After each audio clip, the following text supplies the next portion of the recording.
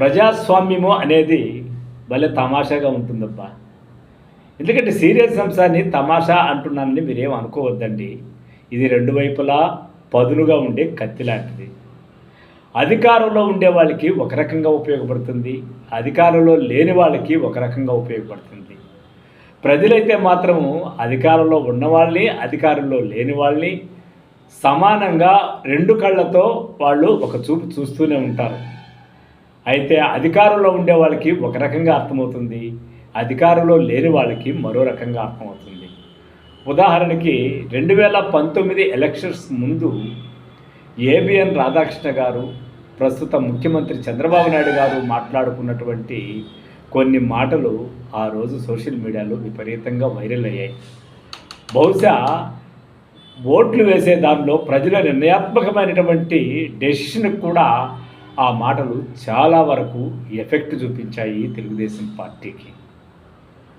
కనుమూసి తెరిచే లోపల 2019 నుంచి 2024 దాటిపోయింది. ఆ మధ్యలో వైసీపీ 151 ఎమ్మెల్యేల మెజారిటీతో వాళ్ళకు కూడా అధికారం తలకెక్కినంతగా మరెవరికీ ఎక్కలేదు. ప్రజాస్వామ్యము వాళ్ళకు అనుకూలంగా చాలా ఉపయోగపడింది. చూస్తున్నాం. 2024 ఎలక్షన్లు జరిగాయి. తెలుగుదేశం ప్రభుత్వం కూటమి సహాయంతో భారీ మెజారిటీతో అధికారంలోకి వచ్చింది. మళ్ళీ ఇప్పుడు అదే ప్రజాస్వామ్యము తెలుగుదేశం పార్టీకి చాలా తమాషాగా ఉపయోగపడుతుంది.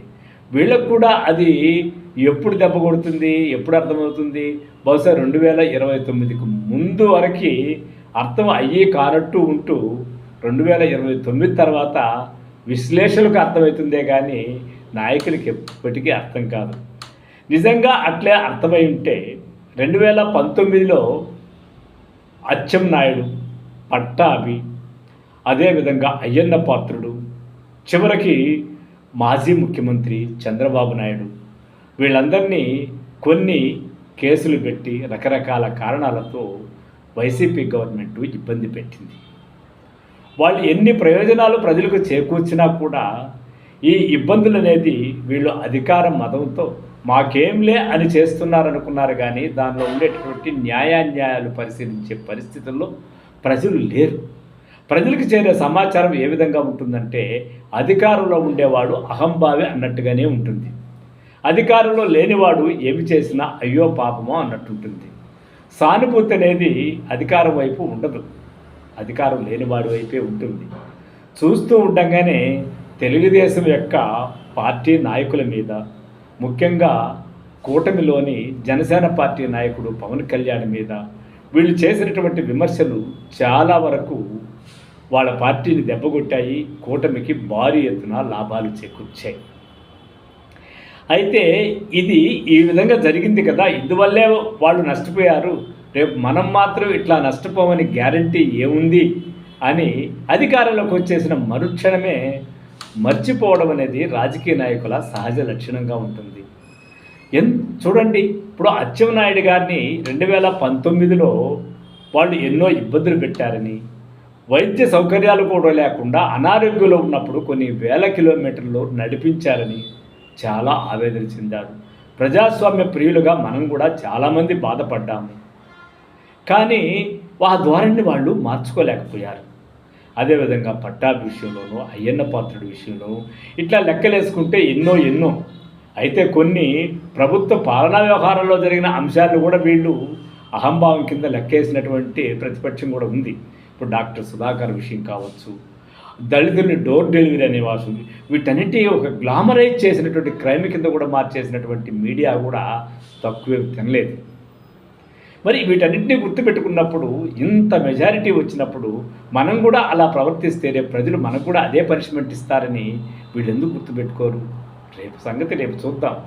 మనల్ని పీడించారు, మనకు అధికారం వచ్చింది, మనం ఏం చేయాలో అది చేసి చూపిద్దాము అన్నట్టుగా నాయకులు తయారైపోతారు. ఇప్పుడు బాగా వైరల్ అవుతున్నటువంటి అంశం ఏమంటే అచ్చెన్నాయుడు గారు పసుపు బిళ్ళ పెట్టుకొని వచ్చిన వాళ్ళందరికీ మీరు పనులు చేసి పెట్టాలని ఉద్యోగులకు హుకుం జారీ చేసినట్టుంది. నిన్నటి వరకు ఉద్యోగస్తులు తెలుగుదేశానికి కొమ్ము కాశారని, వాళ్ళు చాలా ప్రేమాస్పదులని చెప్పినటువంటి నాయకులు వెంటనే అధికారం వచ్చిన తర్వాతనే ఉద్యోగుల మీద నెగిటివ్ కామెంట్స్ వేయడం అనేది ఎలా సమంజసంగా ఉంటుంది? ఉద్యోగస్తులు ఎప్పుడూ ఇంతేనా? అధికారంలో ఉండే వాళ్ళకి వ్యతిరేకులేనా? అధికారం లేని వాళ్ళకి అనుకూలులేనా? దాని ప్రధానమైన కారణం ఏమిటో అది ఎప్పటికీ అర్థం కాదు.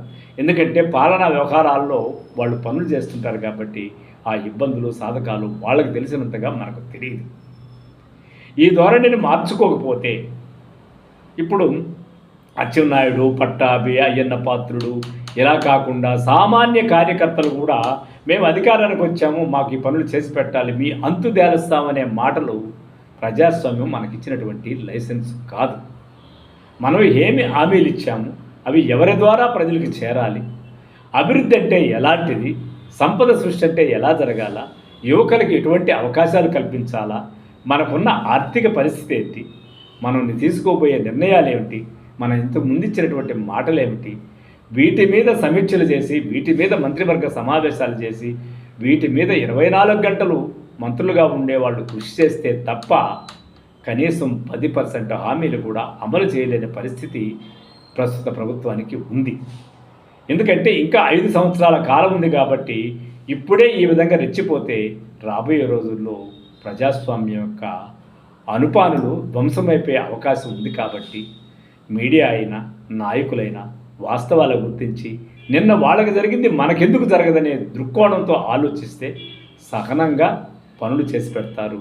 రాజ్యంలో నాయకులంటే ఇదే అని, ప్రజాస్వామ్యం అంటే ఇదే అని చెప్పేసి ప్రజలు కూడా ఊపిరి పీల్చుకునే అవకాశం ఉంటుంది. లేకపోతే తమిళనాడులో కక్షపూరిత రాజకీయాల్లాగా చేసుకుంటూ వెళితే ఇది ఎక్కడికి అంతం అవుతుంది. మొన్న ఉదాహరణకి చాలా కాలం సుదీర్ఘంగా పనిచేసినటువంటి ఒరిస్సా నవీన్ పట్నాయక్ గారు ప్రతిపక్షం గెలిచినప్పుడు వాళ్ళ ప్రమాణ స్వీకారానికి వెళ్ళటము, అక్కడ ఉన్నటువంటి వాతావరణం చాలా అద్భుతంగా ఉంది. ప్రజాస్వామ్య స్ఫూర్తి అంటే అది కదా. అలాంటి దాన్ని మనము ఆచరిద్దాం. ఈ యొక్క తెంపరి మాటలు, ఈ యొక్క పలుకుల వల్ల ప్రజాస్వామ్యంలో ప్రజలకు ఎంత నష్టం జరుగుతుందో కానీ పార్టీగా మీ మనుగడలు రాబోయే రోజుల్లో ప్రజాస్వామ్య వ్యవస్థకి ఉపయోగపడిన సంగతి తెలిసినప్పుడు ఈ యొక్క ఎన్నికల విధానంపైనే ప్రజలకు అసహ్యం వేసే పరిస్థితి వస్తుంది. తస్మాత్ జాగ్రత్త అని అటు ప్రతిపక్షంలో ఉన్న వాళ్ళకి, ఇటు అధికారంలో ఉన్న వాళ్ళకి, ముఖ్యంగా నాయకులకి, తర్వాత చాలా ప్రధానమైనటువంటిది ప్రతి ఒక్కరూ కార్యకర్తలు అంటారు. కార్యకర్త అంటే ప్రభుత్వానికి ప్రజలకు మధ్య అనుసంధానంగా వారధలాగా ఉండాలే కానీ కార్యకర్త అంటే మా అధికారం వచ్చింది, మా పనులు మేము చక్కబెట్టుకుంటామనే అర్థం కాదు అనే సంగతిని కూడా అందరూ గుర్తించుకుంటే పరిపాలన 2029 వరకు సజావుగా జరుగుతుంది. 2029లో మళ్ళీ అధికారానికి వచ్చేదానికి ఒక ప్రయత్నం అనేది పాజిటివ్ ఓటుతో ముందుకు వెళ్ళొచ్చు. లేకపోతే మళ్ళీ వాళ్ళు పాజిటివ్ ఓటుతో మీరు నెగిటివ్ ఓటుతో ఎలక్షన్కి పోయే పరిస్థితి అయితే మాత్రము ప్రజాస్వామ్య వ్యవస్థకి మంచిది కాదు. పాలన అనేది ఒక సువర్ణ అవకాశం, దాన్ని వాడుకోండి, ప్రజల మెప్పు పొందండి. Thank you.